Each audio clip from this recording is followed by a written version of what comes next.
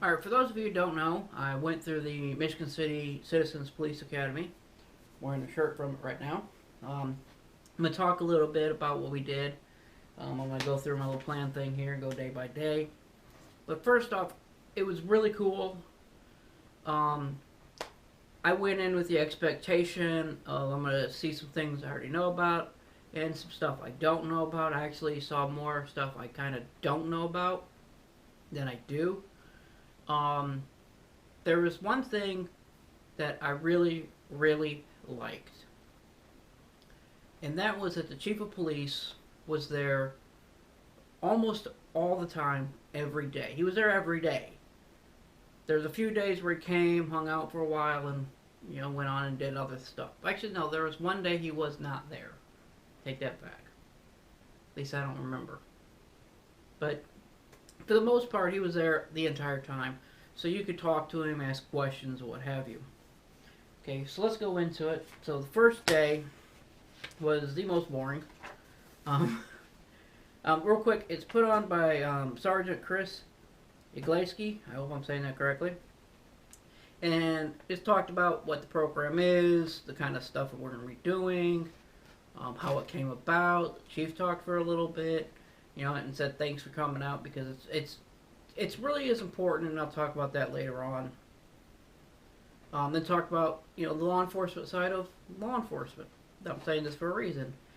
Talked about the investigation side, the report side, going and dealing with the prosecutor's office, how they get search warrants, arrest warrants, and stuff. And then Judge Stilbrick came up and talked about the law side of law enforcement, about how courts work and things like this.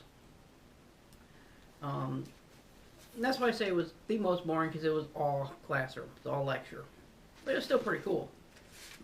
Next day, or next week I should say, we did 1 day a week. We did evoc, and if you, we'll put the links down in the description. I did a video on that one, actually, when we were there. If when I first heard about it was like golf carts, that's gonna be boring, but it was actually pretty cool. A lot of fun. They talked about, how they train at the academy, the different techniques they use and things like this, stop sticks, and things like that. And then we did the drunk goggles, which, wow, I thought I was going to be okay. I put them on, I'm looking at the ground, I'm like, alright, because I'm seeing everybody before me kind of stumble around to get to the golf cart, but I looked at the ground, just looked up enough to be able to see where I was going, grabbed the handle, got into the cart, looked up, everything's okay, there had some lights and stuff, then started moving and went out the window. I've never been drunk, so I don't know. If you have been drunk and you've used drunk goggles, please let me know if it's similar. And going on. And the next time we did SWAT kind of demonstration thing. They deployed a flashbang for us. I'll put all the video links up in the description thing. And then we went back inside and they talked about what the SWAT team does, had all their equipment out, had people put on the vest, hold the weapons and stuff like this. And it was actually kind of cool. I knew a couple of guys. And the thing was really cool about this, every single time you could ask anything you really wanted. They did talk about the MRAP, or as they call it, the Emergency Response Vehicle. Which I'm not gonna get into about it on this video. Then we did the tour of the police department, which is kind of cool because I've only been in certain sections of it. We were actually led by the chief, and he actually got to a little bit of interesting history about the building too. And then we went back across the street to the city hall, where we did a demonstration, or not really a demonstration, but a discussion on meth labs and stuff like this. And that was really interesting, because there's stuff I had no clue about. What's next? Where's this? Oh, then we did investigations. More crime scene investigation. We had a little talk about how everything breaks down. Then we went to our little groups area, and we talked about photography, fingerprinting, casting, DNA and stuff. Then the next day, now this is a day I don't fully remember if Chief was there or not. It was a good couple hours where we did a mock investigation. And it was really cool because we got to, do not fingerprints. We did have some fingerprints get taken. Like latent prints. Did video, photography, interrogations. I didn't get to do interrogation, but hey. But it was really kind of neat. Then we went and did the firearms scenario, which I thought was really cool. We used ammunition rounds. We actually got to go into rooms with perpetrators in there, some who gave up, some who fired back, and things like that. And it was really kind of neat. I got to do a little bit more force-on-force training that I have not done in a long time. And something that was really interesting that I wish I would have talked to more people. I did talk to a few people because I'd already mentioned to a few people that I did carry. And, they asked questions about it. And I'm like, the thing about the one I want you to take away from this is how fast that goes, how much adrenaline gets pumping, and how fast and easy it is to mess up. Because I did it. I heard my partner fire, I turned and pop, shot an unarmed person. It happens. That's why you have to train. The next was canine demonstration, which is really cool.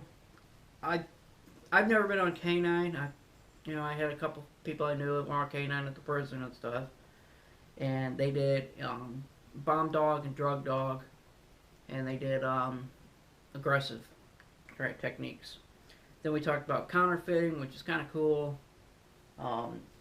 The different methods of counterfeiting. We actually got to see counterfeit bills, which is kind of cool. Some of them you're looking at and you're like, who would take this? Like, I can't remember what the technique was, but you take like a $1 bill and you cut the corners off of a $10 bill and you glue it onto the $1 bill. I'm like, who would take this?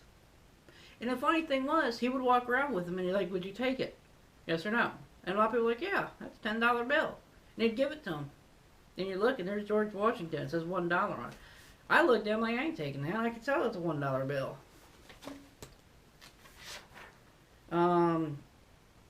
We did taser, where we got to see 3 new officers get tased.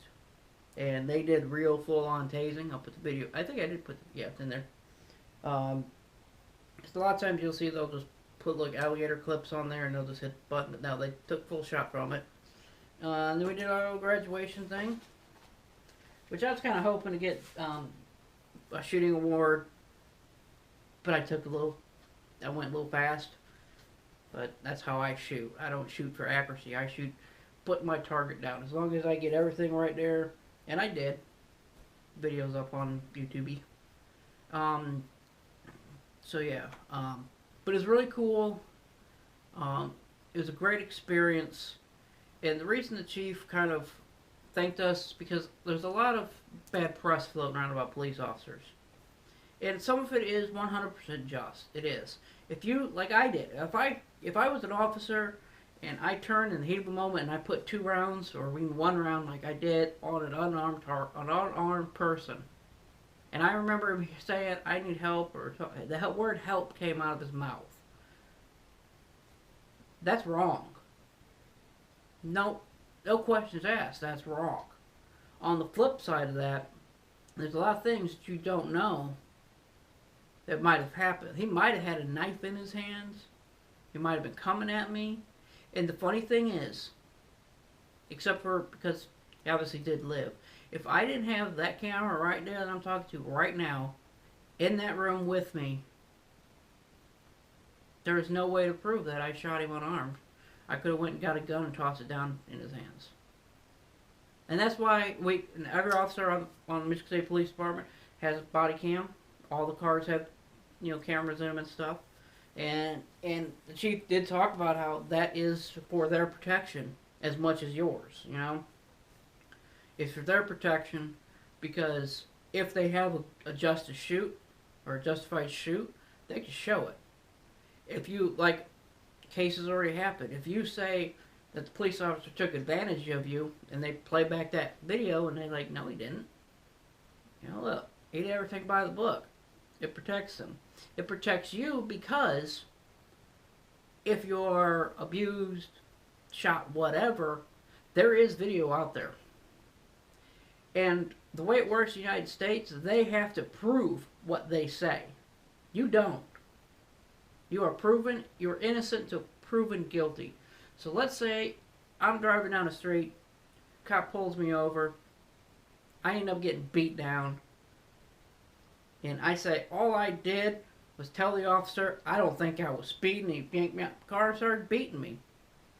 Where's the camera? Let me show me the video. Oh, it's gone. Oh, convenient, isn't it? So that's kind of important. I mean, when I wear the shirt, I show support that I went and I did it. And it's cool because, there's two cops there almost all the time. Multiple police officers on a few occasions. It's a really cool experience.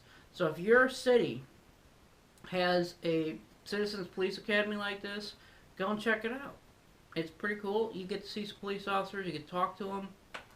They had female officers along with male officers. Like I said, we had the chief there. I talked to, a couple sergeants, a couple corporals, a lot of officers. It was pretty cool.